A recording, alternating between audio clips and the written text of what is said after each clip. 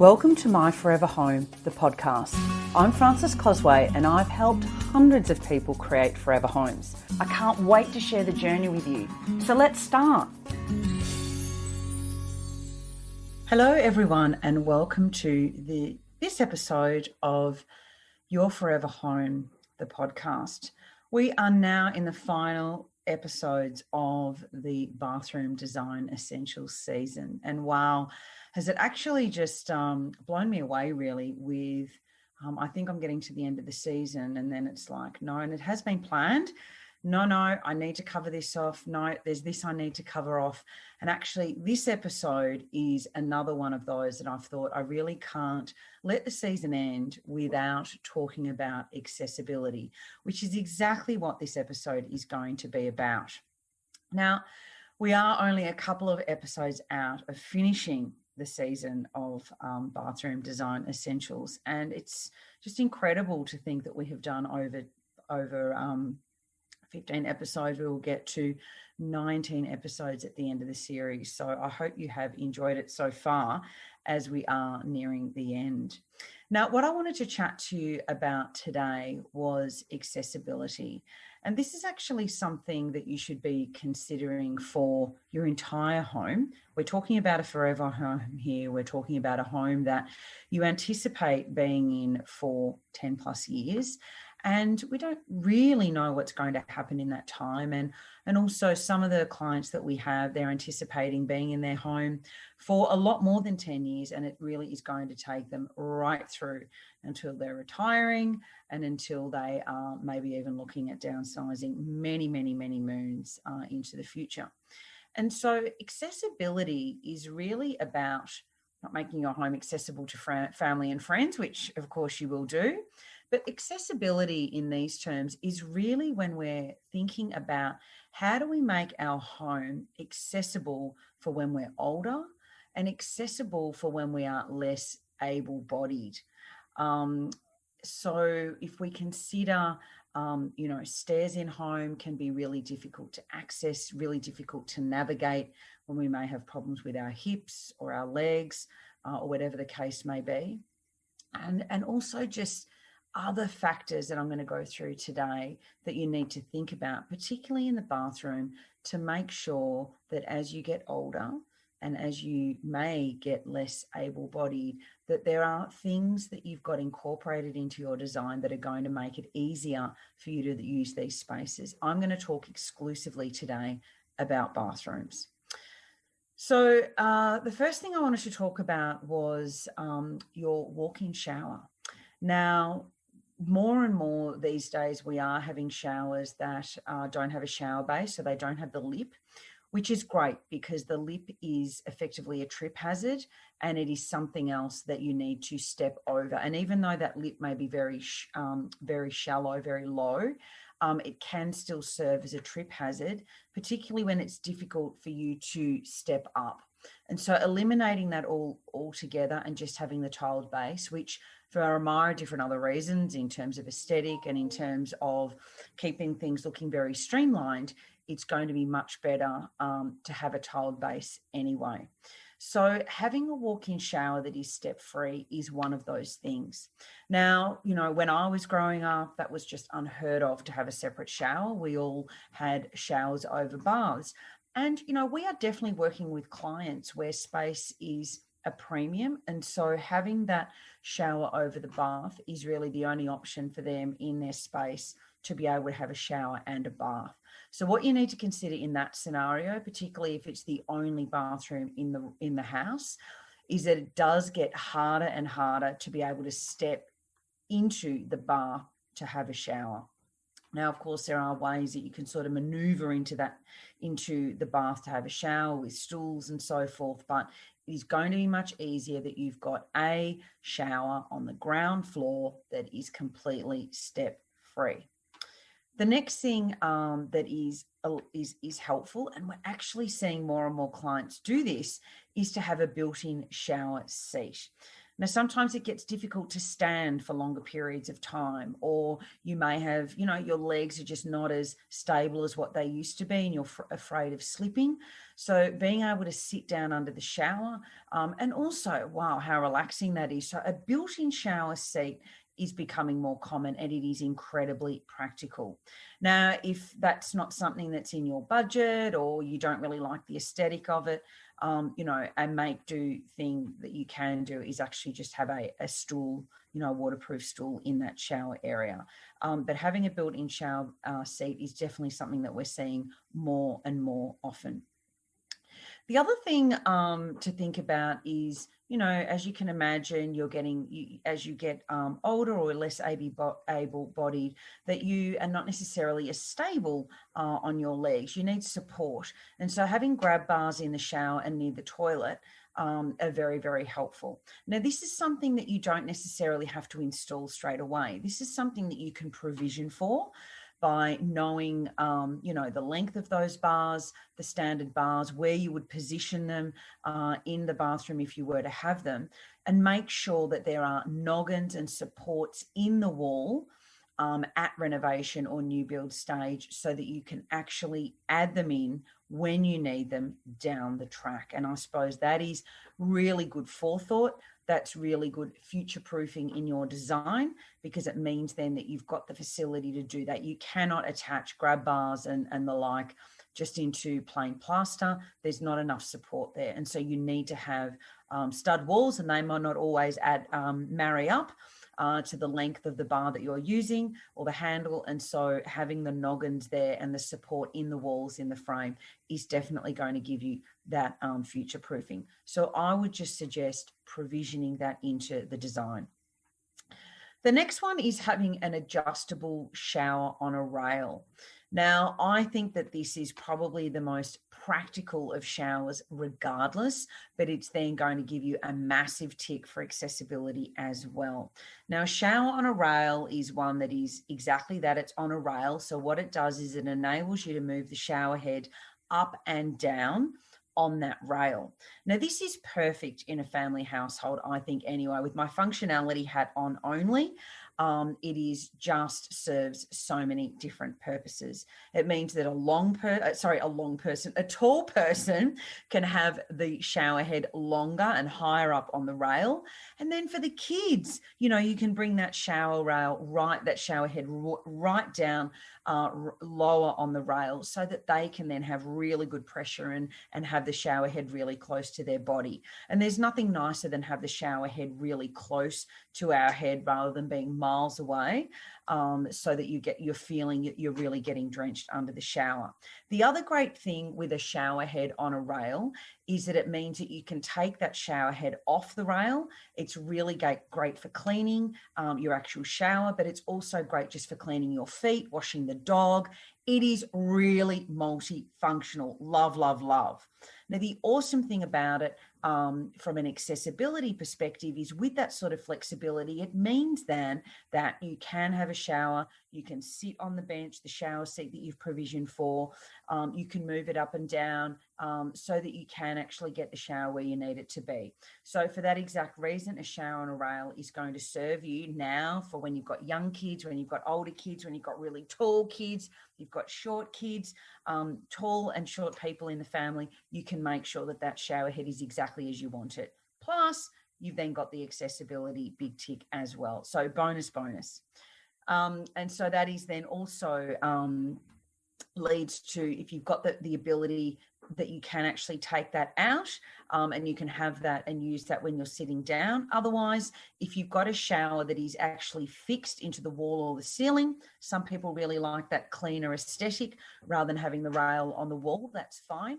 Make sure that you then also install a handheld shower for the reasons that I've just talked about, that you can sit down, you can still have the shower, close to you. The only disadvantage with that is it's handheld, which means you've got to hold it over you, if you want to have a shower sitting down, rather than actually lowering the shower head on a rail so that you don't have to hold it. It was absolutely one of my pet hates living in England, where in a lot of the homes that I lived in, there was only a bath, there was no shower. And what drove me absolutely nuts is when I did sort of just want to stand under the shower, I actually had to hold this handheld shower head in the bath to sort of feel like I was having a shower. It was just terrible. So it's certainly not my go-to. I would much prefer to have a shower on the rail. That is the functionality in me, and I think that is going to serve you better.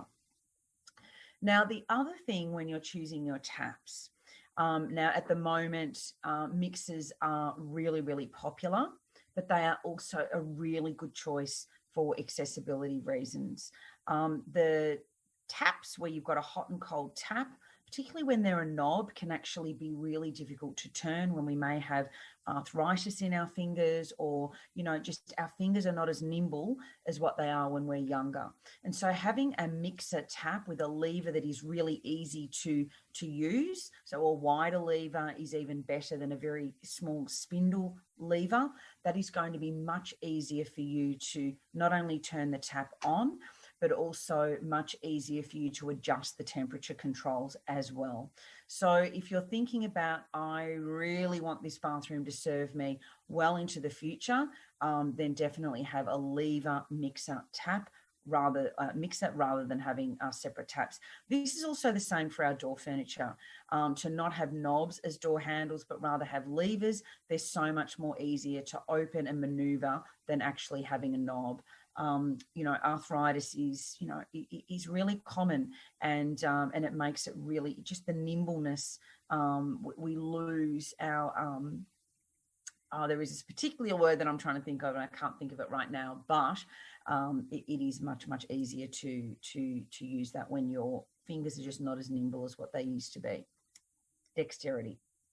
That was a word I was after.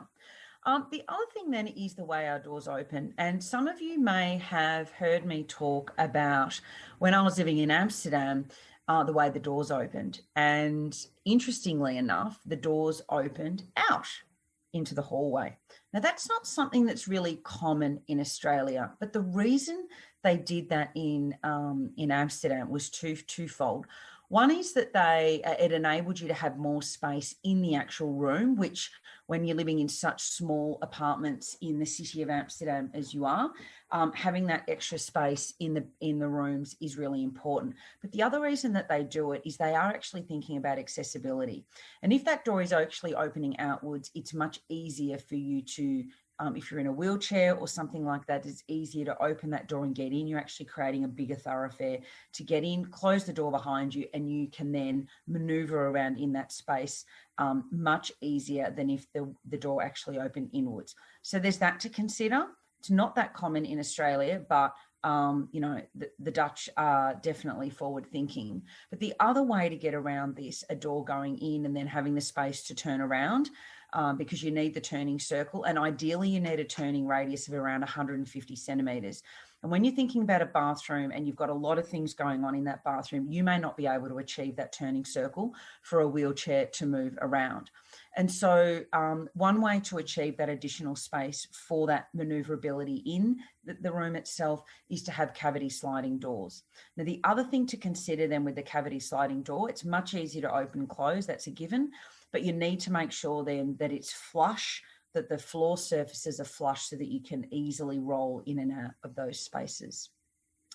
Doorways need to be 900 millimetres. Now, most of our doors are a little bit narrower than that. The sort of standard is 820, 850. And so getting them to 900 is, again, going to enable you to get a wheelchair into that space, and then also, again, being able to manoeuvre around. So if you're really thinking about accessibility, you may then be looking at your two-storey home, for example, and thinking, well, on the ground floor in these key areas that I would need to get into, the kitchen, the living, the bathroom, and my bedroom, that all those doorways are wider, or that just the whole downstairs is wider and 900, so that you have got that adaptability and flexibility for down the track.